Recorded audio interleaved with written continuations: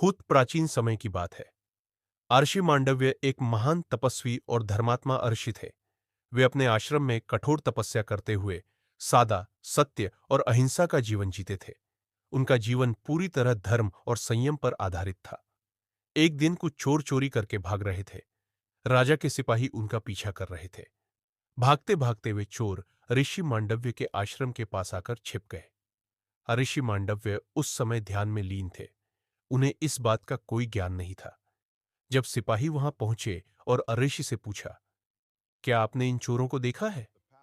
ऋषि मांडव्य ने सत्य के मार्ग पर चलते हुए उत्तर दिया, हाँ, वे यहां से होकर गए थे।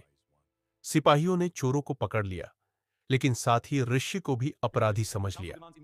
बिना पूरी जांच के राजा ने कठोर दंड दे दिया।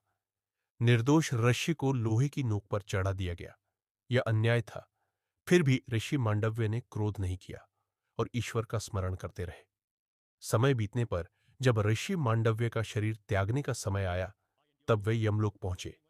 वहां यमराज ने कहा, तुम्हें यह दंड बाल्यावस्था में किए गए एक छोटे से अपराध के कारण मिला। यह सुनकर ऋषि मांडव्य को अत्यंत पीड़ा हुई। उन्होंने कहा, जिस अपराध का ज्ञान भी न हो, उसके लिए इतना बड़ा दंड अन्याय है।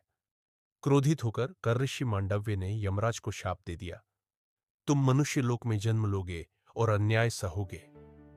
इसी शाप के कारण यमराज ने विदुर के रूप में जन्म लिया और महाभारत काल में धर्म, नीति और न्याय का संदेश दिया। वीडियो पसंद आए तो लाइक, शेयर, कमेंट